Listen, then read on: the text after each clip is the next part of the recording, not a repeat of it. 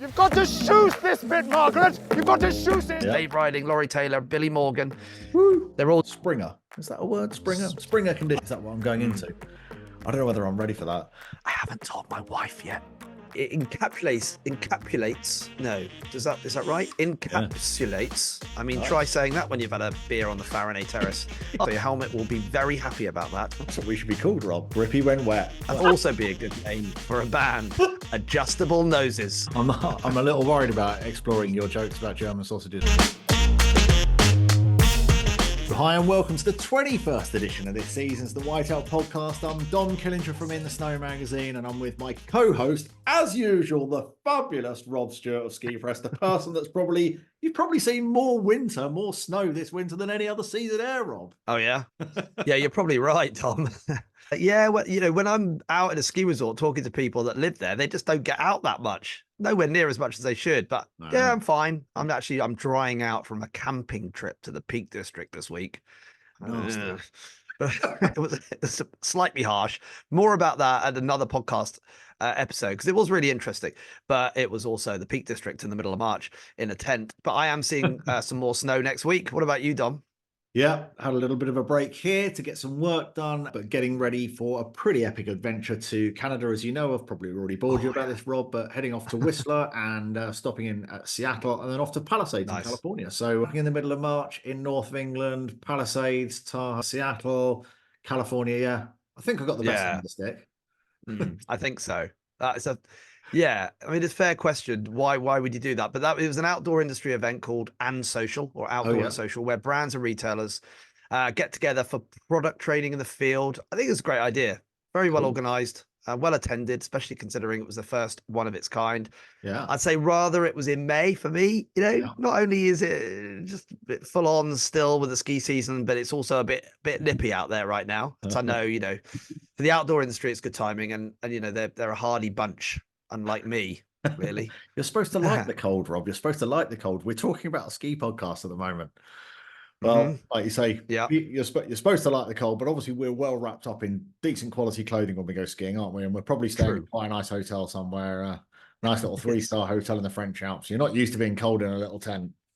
Yeah, definitely. I think it's always good to get outdoors, even when the weather isn't perfect. But hang on, I've been sent to the north of England in the middle of March. Lovely that the Peak District is and all that, but when you're then going to Whistler and Palisades, hang on, and Seattle, home to grunge music, I'm going to add. I do hope you're making something of that as well, making something out of that. I'm obviously doing something wrong here. You're off to blimmin' Seattle. I'm in the north of England in a tent. Smart planning, Rob. Smart planning. That's what it's all about. No, I have to say I'm very much looking forward to it. We haven't been away as a family since New Year because everybody's done their individual trips this year, with the kids going off on ski trips and all of that. So yeah, it's going to be a pretty cool trip. Very excited about it, especially as Whistler have had about 1.5 meters of snow this week. So hopefully I get the big deep snow and not the lift lines. Yeah, and then the grunge scene in Seattle. Well, I might bump into Dave Grohl. I'll say hello from you, Rob. Yeah, thanks, Dom. He'll appreciate that, I'm sure. This is a good opportunity to give a shout out to my favorite après ski band, the Revolver Lights. Right? Oh, brilliant. They play endless gigs in places like Maribel and Zermatt. Great guys. I saw them in Courchevel recently.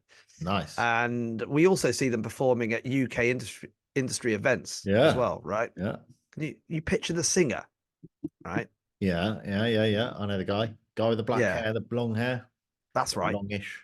So I was sitting in the campsite this week, and there's a guy sitting opposite me who was the exact doppelganger of him. No. I mean, I'm talking a total replica. Wow. I'm like sitting there going, it's the Revolver Lights guy. So I literally had to go up to him and said, have you got a brother in a band? And he went, no. It's really uncanny when you see that sort of thing. And I showed him a photo of the singer, the guy from Revolver Lights. And he was just like, oh my God. It's like he saw a ghost. It was quite funny. Really? Anyway, just thought I'd mention that. Sorry, I'm a bit off topic. A bit like when we're off skiing and everybody thinks I'm skiing with Brad Pitt when I'm with you. Yeah. Thank goodness this is an audio show, because all I need to do, Dom, is agree with you, right? And everyone will now believe that I look like Brad. Okay, so let's just keep that in everyone's mind. We might increase our listeners. Of course, you don't need to be compared to anyone, Dom. You just don't. Well, I remember being on a flight once, and all the air hostesses were gathered together giggling and kept pointing at me, and I was thinking, this is a bit weird. I mean, like, Happens a lot. this is odd. And they genuinely thought I was Michael Keaton. Michael Keaton, yes. Batman. Yeah. Again, no, absolutely. No, I can see that. Yeah, it must have been. Keaton. I think it was when I was a bit younger. I mean, this is probably about 15 years ago, 14 years ago.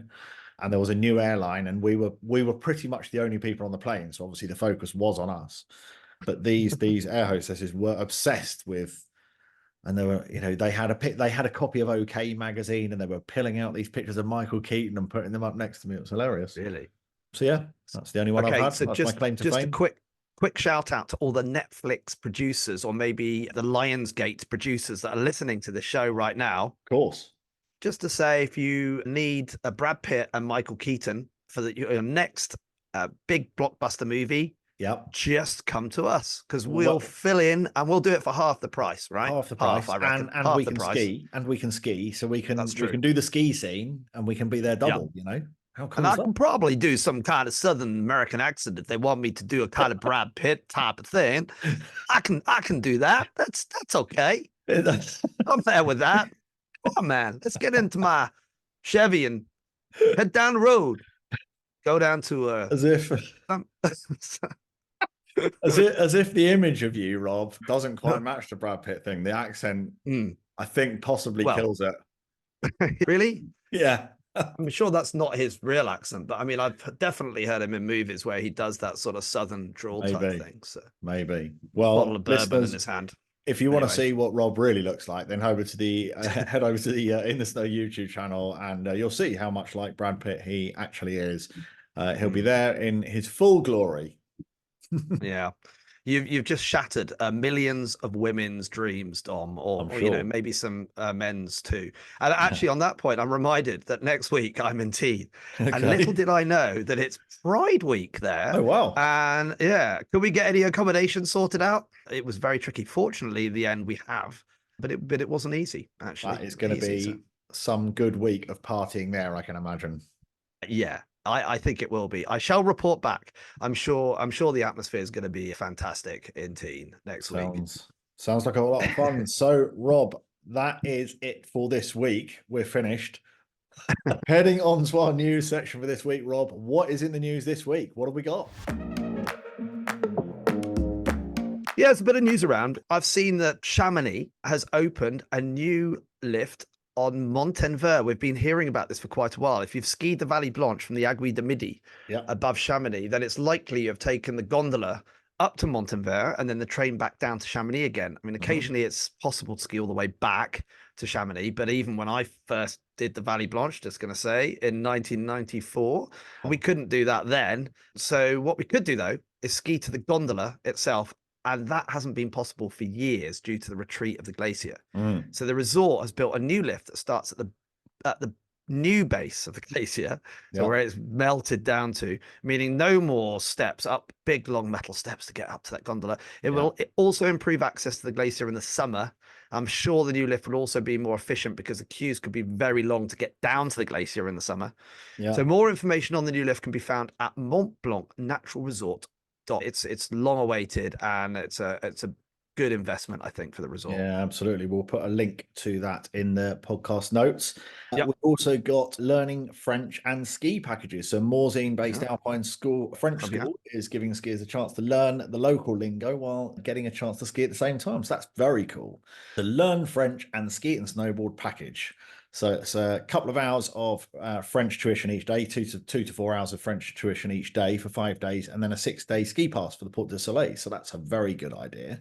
It also includes lessons, self-catered apartment, half-board accommodation if you want, at one of the families partnered with the Alpine French Ski School. So yeah, really nice idea. All candidates are evaluated before enrolling, so everyone is placed in a group that's suitable for their level, which is really nice. Make sure you just achieve everything you want to achieve, whether it's be learning to ski and learning to speak French at the same time. I like the sound. It's a great setup. Yeah, it's a great setup. Yeah. Yeah, my daughter's actually joined the summer camp there a couple of times, and it's really good. Yeah, really nice. We'll put a link to that in the podcast notes as well. alpinefrenchskischool.com. Alpine.com. Yeah. Yeah. So what else have we got going on? Yeah, I'm just going to mention the World Cup finals taking place in Saalbach, Austria. The 5th Alpine World Cup hasn't exactly had the smoothest winter season, we could say, with races cancelled because of too much or too little snow. But it's looking good for the World Cup final starting this weekend in the Austrian resort of Salbaach. This is a bit of a test event for the Alpine Skiing World Championships, take place in the resort next winter. And the finals, they see both the men and the women reunite together for all of the Alpine disciplines. They've been split into technical and speed events over consecutive weekends, starting this weekend with the slalom and the GS events, and then from next Friday, the Super G and downhills. Yeah.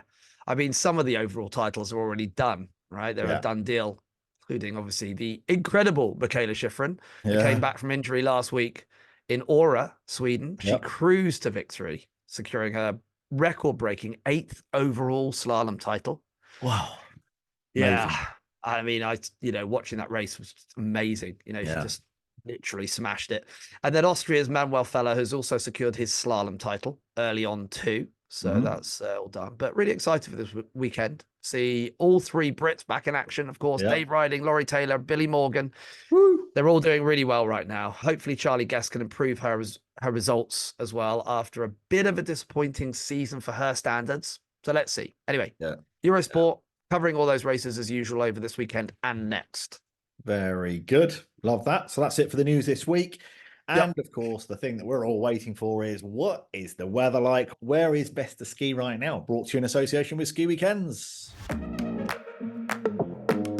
Yes, Dom. So this week's weather roundup is brought to you by Ski Weekends, the flexible ski holiday experts. Choose from 10 fantastic catered chalets and over 100 hotels in 40 resorts. You can stay as long as you like with skiweekends.com.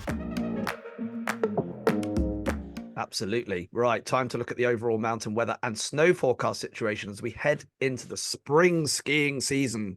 That's it. Spring skiing as we love it. Basically, let's look at the situation because the Alps has an altitude split and lots of snow above 1,800 meters. That's obvious from all the YouTube and social media videos that we see. There's a little natural snow coverage below that. But there's a lot of ski resorts in the Alps where skiing is very, very good. That's absolutely certain. Even the lower altitude towns where their upper runs are in good condition. And in many places, it's possible to still ski all the way down. So thanks to the combination of artificial snow and a bit of snowmaking and that sort of stuff. So yeah, there is definitely some good skiing out there. I've seen a lot of friends and colleagues having a great time in a lot of resorts. So yeah, it's good. Yeah, exactly. I mean, the higher altitude resorts like Teen obviously have great cover all the way down right now. And in fact, when you look at the snow depths above 2,000 meters, there's definitely more than we've seen in a while. I think a few years. It's very, very good. And a bit more is forecast this weekend, although we have been hearing about, warmer temperatures now too. I mean, I think it is warming up basically. Yeah, heading into spring. So Italy's had a good run of it too. So that southern side of the Alps and the Western Alps fared pretty well the best, with the east and the northern side not getting as much. But despite that, there's still generally pretty decent snow conditions for mid-March in Austria and Switzerland too. So it does look like temperatures as we go into next weekend and beyond are starting to look a little bit warmer again, which isn't unusual for this time of the year. And as we head into Easter, so classic spring conditions, which are lovely. Let's face it, we all love a bit of spring conditions. So we'll see what happens there. I suspect by the end of the next week and into April, we could end up being a bit of a classic spring season, which I think we'd all love anyway. Yeah, definitely. All right, let's look at some specific resorts across the Alps. Starting in France, I'm going to start with Teen because I'm there next week. So I thought I might as well check Teen out. Snow cover is very good. Slightly warmer temperatures and it's creating some spring skiing conditions right now. This week is likely to bring more sun with a bit of snow forecast here and there. I don't think significant amounts, but sort of top up snow. Then more sun until the end of the month, when there is a suggestion that colder temperatures will return, bringing more snow at the end of this month. And that's not just Teen. That's kind of looks like across the Alps. Oh, that would be fun. But that's a longer term forecast. I'm looking 2 weeks plus ahead here, but it's suggesting that it's going to get colder. But what about Switzerland, Dom? So yeah, in general, it's similar to France with good snow above 1,800 meters, not so much below that, but good spring skiing on the upper slopes with some artificial runs to resort level holding up in places such as Grindelwald, where one run is open to the village. If we look at Engelberg on the northern edge of the Alps, it's similar with good snow up on the mountain, but definitely nothing in town now. They are down to around 1,000 meters there. So as you can imagine, so forecast is similar to France, a bit of snow, about 1,600 meters over the weekend, and then some more sun and some good spring ski conditions, as you would expect. Yeah. Yeah, right now it's a similar situation in Italy. I mean, they had some great snowfall, but temperatures have warmed up, but there is plenty of snow around. Not much at resort level, or any, depending on, of course, where you are altitude wise. And again, I think that 1,500-meter level is a pretty good sort of marker for where the snow starts. And we need to remember that above 1,800 meters, there's actually a lot of snow in the Alps. I reckon more than in the last few years. Cormaier and the Aosta Valley is looking good on the mountain. They are forecasting around 25 centimeters of snow on the upper runs over the next few days. Not much below the mid station, and the snow line again is around 16 to 1,800 meters, where above that it's really good.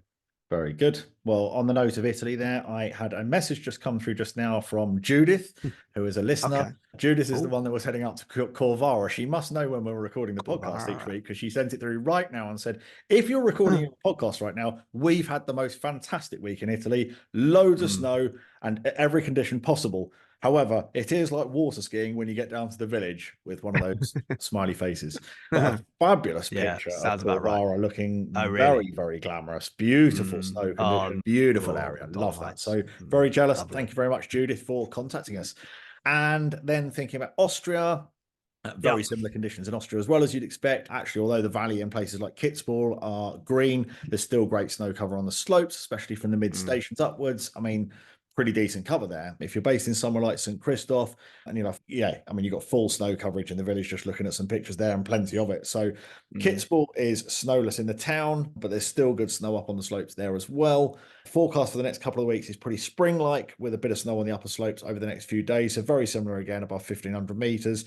Rain below, but it won't be significant amounts, and that snow up high should make things a little tastier up there. So yeah, nice. What about beyond the Alps? It is good. Yeah, yesterday I was speaking to the guys at Scandinavian Travel, and they reminded me what a great season Norway and Sweden has had. Perhaps not epic amounts of snow, quite a bit, and just consistent. And they certainly haven't had any issues with rain on lower slopes or slopes without snow. No, they continue to have good conditions now, and I think Easter will be very, very good in Norway in particular. I mean, looking at Trysil right now in Norway, great snow cover. Really good. More snow this weekend with cold, at least around 0 degrees temperatures for the next couple of weeks. Wow. So, yeah, good stuff in Scandinavia. Right, Dom, come on, North America. You're heading there soon. What's the situation like? Yeah, well, still plenty of winter in Colorado, and Breckenridge is getting topped up pretty nicely. I'm heading to Palisades, Tahoe next month, and right now conditions are looking very, very good with powder snow and more falling. The sun will come out over the next week or so, and the temperatures are going to rise. So you can expect some more spring-like conditions there. Springer. Is that a word? Springer conditions. I think we can make that word. Springer conditions. Springer conditions. Yeah. But at the end of the month, colder weather again. Crikey, is that what I'm going into? I don't know whether I'm ready for that. More snow is forecast. We want sun now, don't we? April could be good. Crikey, I'm going to be out in Palisades as it snows again. I'm just not prepared for that at all. Anyway, I was planning on nice timing. Yeah. Nice timing. We do want a bit of sun though, don't we? Especially if we've been hanging around in the UK this winter. Doesn't feel like there's been a lot of that. But nice timing. Timing. Yeah. Before that, I'm out in Whistler, which is it is spring-like, but they had a big dump in the last 4 or 5 days where they had over a metre and a half this week. So that's looking good. I'm just hoping that hangs on by the time I get there. So yeah. Lucky you, Dom. Classic spring skiing mixed with sun and then more snow. I think it's very unlikely people will be traveling to Japan this late in the season. Yeah. But skiing in the Secco, if you're up that way, they are still getting snow down to lower levels. And also down in Hukuba, it's a bit more spring-like down there, but some snow is forecast, so decent, even though, for their standards, it hasn't really been an epic season, to be honest. But, it's still very good. Yeah. Still very, very good. Yeah. Epic in these people's worlds in North America and Japan and Canada, very different to our Epic. So yeah, they have large expectations. They do. So well, there's a good little snow roundup this week, thanks to our partners at Ski Weekends. And yeah, let's find out what it's actually going to be like. You're out in Teen, I'm going to be out in North America and Canada. So let's see what it's going to be like. We will report back in a couple of weeks' time on that. On to We certainly will. What is next? Gear. Lights gone. I'm going to change these lenses, people. We haven't got much gear, have we, Rob? Because obviously it's this time of year when there's nobody's creating a new bobble hat at this time of year, are they? Well, they're not, and you know, in the autumn and through into the early part of the winter, we do get lots and lots of brands launching new products, don't we? For the ski season, we're starting to run out at the moment as we go into the summer. But yeah, I did get something from Valon, the brand Valon. So they've released this vintage style sports sun visor. Right? Nice. Finally, a real visor for sun protection. Say Valon, you know, it's sort of cool retro ski goggle company, right? Born out of Verbia. Yeah. But now the 70s retro sun visor, you know, that sort of thing that you might have seen Bjorn Borg wearing at Wimbledon in the 1970s. Yeah. It gets a serious upgrade with a UV 365 protection. Nice. So that's that vintage style visor that Valon also say it encapsulates. No, is that right? Encapsulates the fun of the 70s. The fun of the 70s, and outdoor sports pursuits. Amazing. That must be an amazing visor to encapsulate the fun of the 70s. Imagine that all in a visor. Yes. Put it on, and suddenly you're like a Bjorn Borg bouncing around the tennis court. But this is a serious visor, right? Yeah. This is what it is, featuring a Cat 4 UV 365 rated transparent lens. The visor helps shield the eyes from the sun and glare, paired with a Valon striped towel sweatband, available in 3 classic colorways. Apparently. I love it. It is the ultimate performance lifestyle accessory for 2024. Again, that is Valon's words for their recent press press release launching this product. But I mean, well, I'll agree. As spring kicks in, I would say this bit of kit is perfect for a cold beer on the terrace of the Faraday pub. How much are we talking, Rob? €65. Check it out at valon.com. Very VALLON.com. Well, while we're on the subject of spring skiing and visors, what about a quick run through of sunglasses? We took a very quick look at some of our favorite sunglasses for skiing this spring. We saw the Block 25 X 4900 category 4, Rob, only category 4, you can't believe it. So the new 25 sunglasses are the ideal partner for demanding activities, engineered to enhance performance and provide total protection. So you wearing those? Very, very nice. We've done a YouTube video on the best sunglasses for spring skiing. So that's the Block 25 X4900. What else have we got? The Zeal Incline. Do you know about those, Rob? Yeah, the Zeal Incline. It features Zeal's ProFlex rubber inlays on the temple tips and nose bridge to keep them in place on the steepest descents. Even they won't fly off, apparently. While the classic design and keyhole bridge of the sunglasses make it a timeless fit for any adventure, whether wild or refined. And only 125 quid. I mean, they are nice glasses. Yeah. And the other ones, Messy Weekend Makalu, really nice, 65 quid. Messy Weekend, really nice. They make nice goggles and they make nice sunglasses. They're named after the 5th highest mountain in the world, Makalu. Built to keep up with any sportsman, durable yet light, handcrafted TR90 frame, whatever that means, quality anti-scratch lens, and 100% UVA UVB protection. And they are 65 quid as well. Messy Weekend Makalu. What else have we got? The Aphex IQ2 89.99. Oh yeah, the IQ2. Yeah. Bio-based plastic frame glasses, right, with polarized lenses. Yeah. An heliophobic lens as well. I mean, try saying that when you've had a beer on the Faraday terrace. Arch frame, expanded field of view, complete UV protections, category 2, UV 400. Helmet compatible. Yeah, so your helmet will be very happy about that. Yeah, you're very rubber nose and temple stay grippy even when wet. I mean, grippy when wet. That should be a band name, couldn't it? Grippy when wet. Love it. That's what we should be called, Rob. Grippy when wet. I think an après ski band called Grippy When Wet would actually be very, very good. I am registering that domain net, grippywhen.com. I mean, how good is that? Although I think the next term that this AFX use for their glasses could also be a good name for a band, Adjustable Noses. I mean, that's a great name for a band, isn't it? Hey, we're the Adjustable Noses. I like that. Yeah, that's brilliant.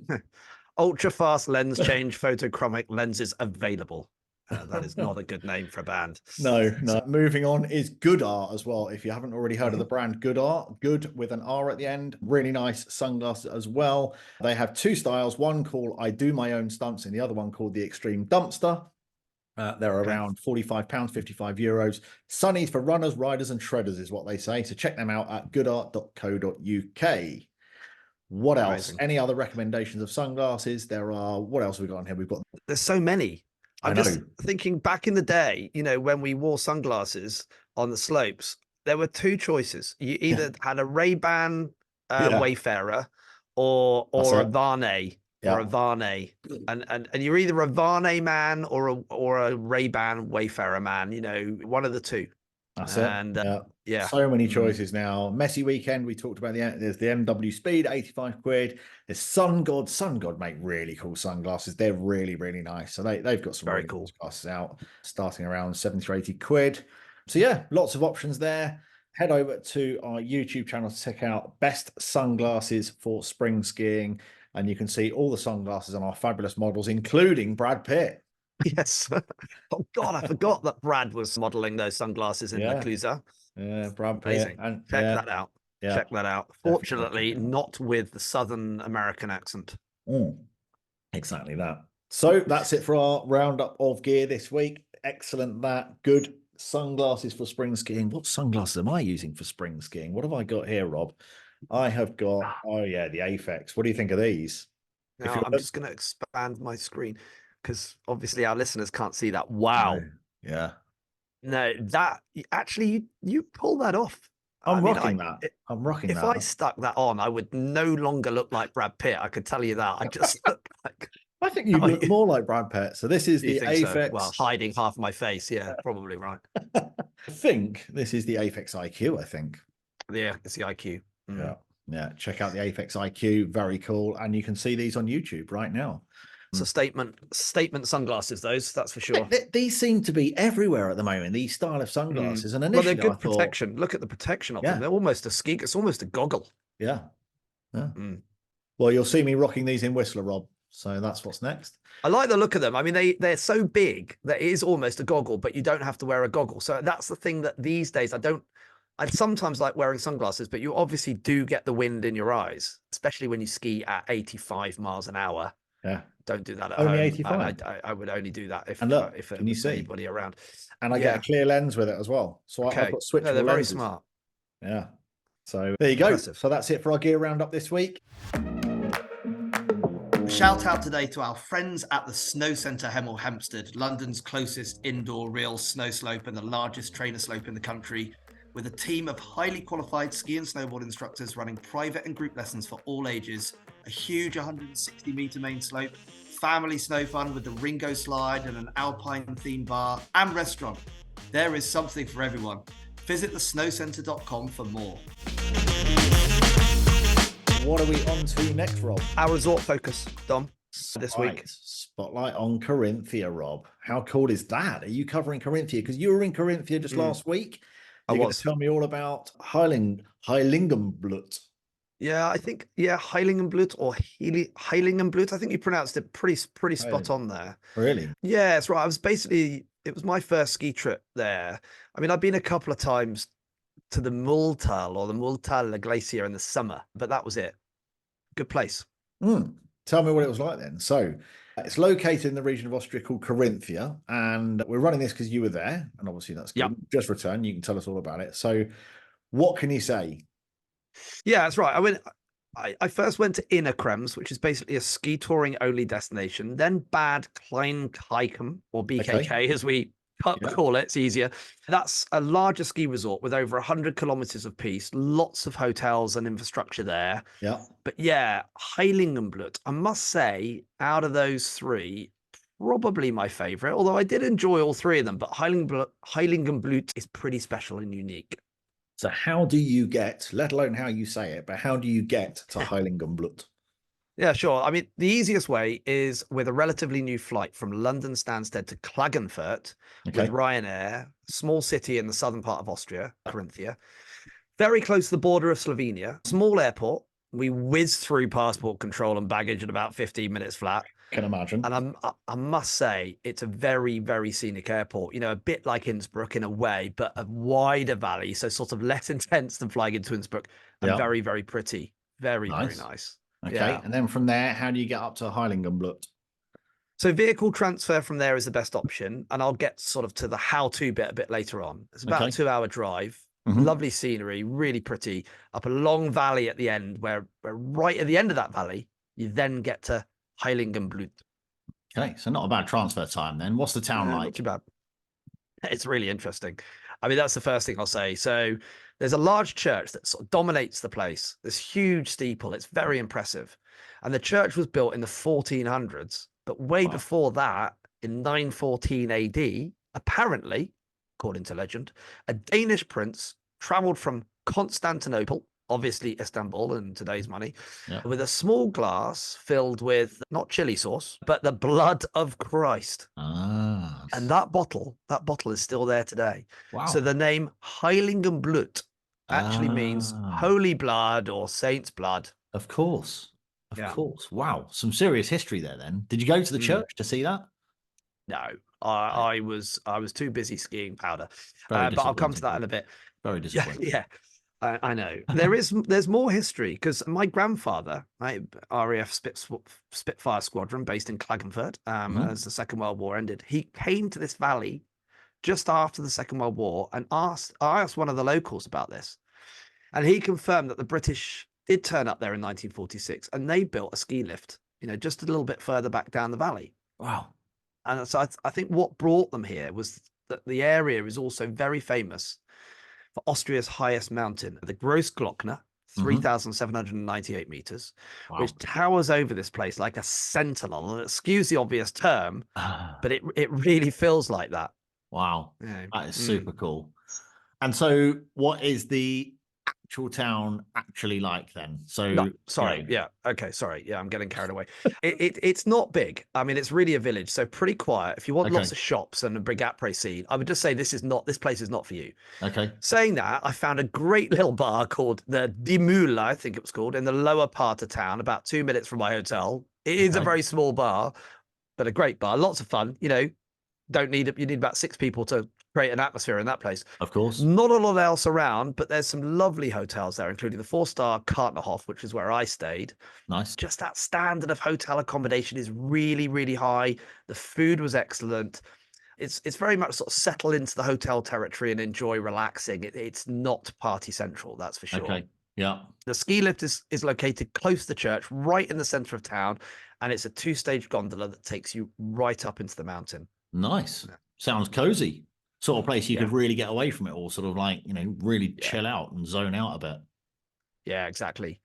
And because it's right at the end of this long valley, there's not that much accommodation either. Okay. It's pretty quiet.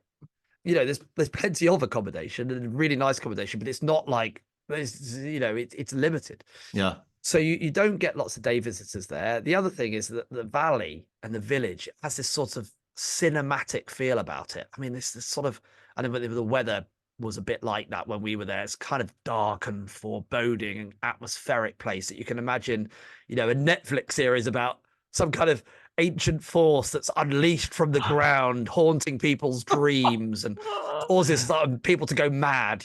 It's that sort of place. It's just like we're in the middle of this crazy sort of Netflix series about, dark forces. I mean, it's just amazing. I think really you're starting to unsell it a bit here, Rob. So no, it's what I loved about it. It's very atmospheric, sort of almost medieval. Yeah, gotta love a bit of that, right, on your ski holiday, surely. Obviously, that's always what I'm looking for. I'll be disappointed when I get to Seattle if there's no medieval. So okay, so we're getting a bit of a feel for the place. It doesn't sound like Maribel. No folly deuces, nothing, no bling, none of that sort of stuff. Probably about as far removed from the likes of Teen and Val Thorens as you could possibly get. Yeah, absolutely. And look, there's a place for that as well, obviously. big place for that. But there's also a place for this too, I think. Yeah. So yeah. onto the skiing. So we haven't even got to that yet. What's the skiing like? Yeah, this is where things get really interesting. It's definitely for the more adventurous skier, I would say, in general. That doesn't mean the terrain is super tough, though. Intermediates will find some really, really nice long red runs that aren't particularly challenging, just nice. It's not a huge resort in terms of mileage, about 50 kilometers of marked pistes. The longest run, though, is 10 kilometers. This is pretty long. What it does have is lots of free ride terrain all over the place. I mean, 6 different zones of free ride terrain, and lots of that can be found within the sort of lift accessed area as well. Okay. It's got a really good snow record. The village is at 1,300 meters, which is pretty high for Austria. Yep. And it goes up to 2,600 meters as well. So a big vertical, really an impressive mountain, and one of the hidden gems, you just think exist anymore because we've found them all, right? Yeah. But here is one. Wow. I mean, obviously, there'll be listeners that say, I've been there. I know that place. But I don't think that many. No. I really don't. No. And what about beginners? Not for them, really?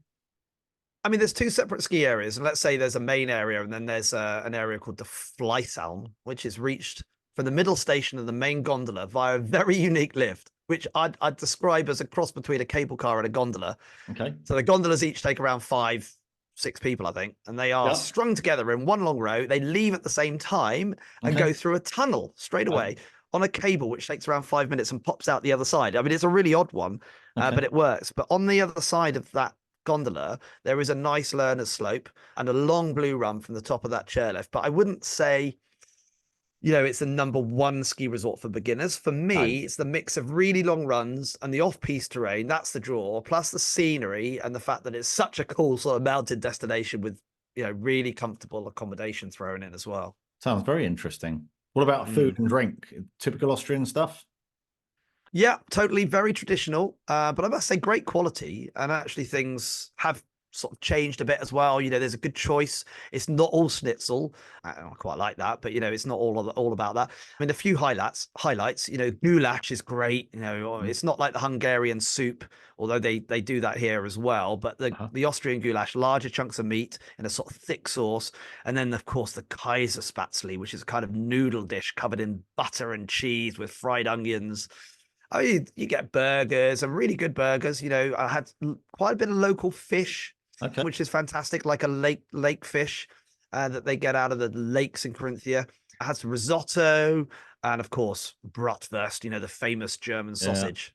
Yeah. Dom, do you know the jokes? Do you know the jokes about dirt? You do know the jokes about German sausages, right? I'm a little worried about exploring your jokes about German sausages, Rob. No, that's good because they are the worst. So bad.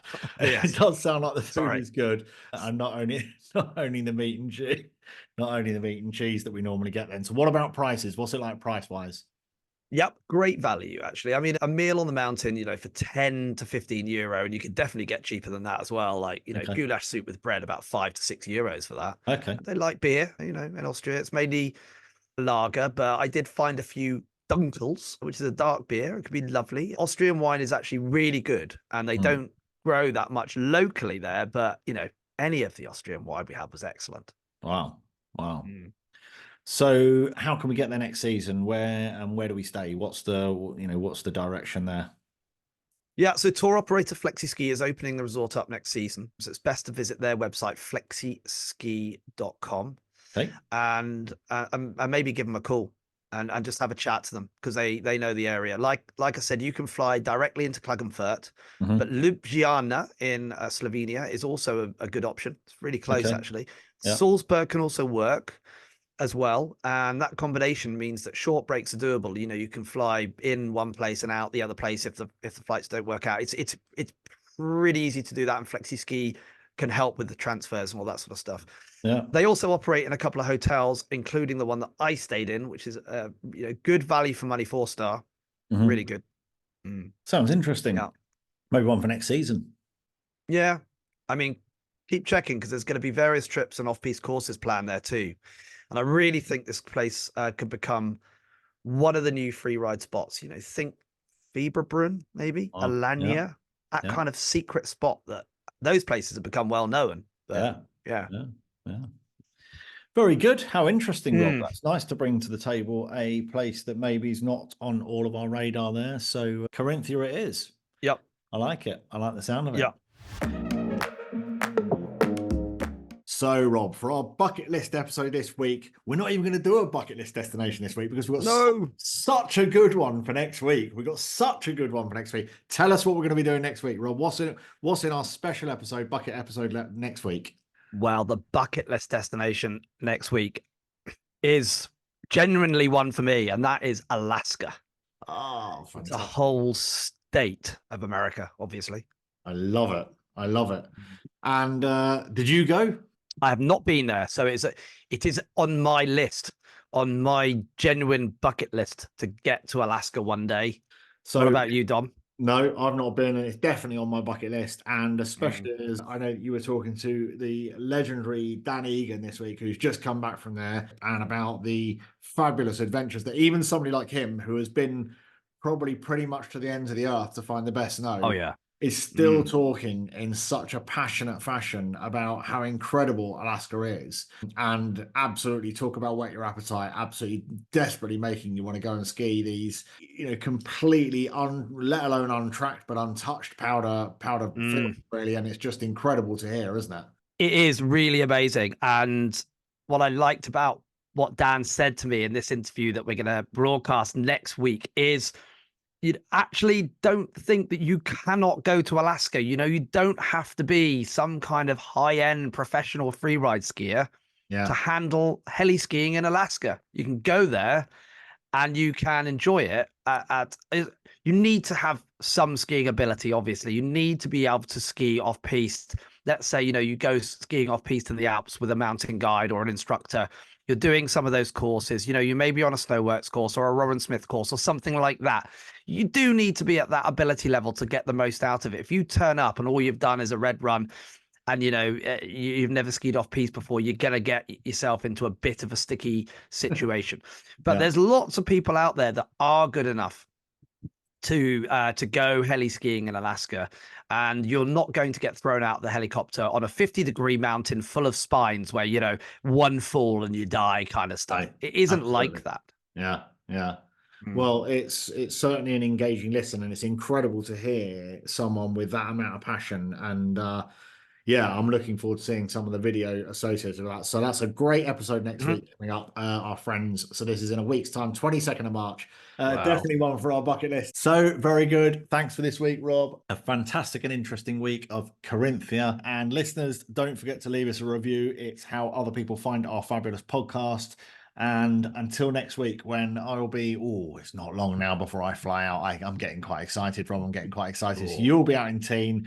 I'm heading out to Seattle and then Whistler and Vancouver, and then straight out to Palisades after that, while you're hanging out in Teen. I don't know who's got the best deal here. Check out the description as well, because we've got plenty of web links in there, and check out the YouTube channel where all the ski test videos are now going live.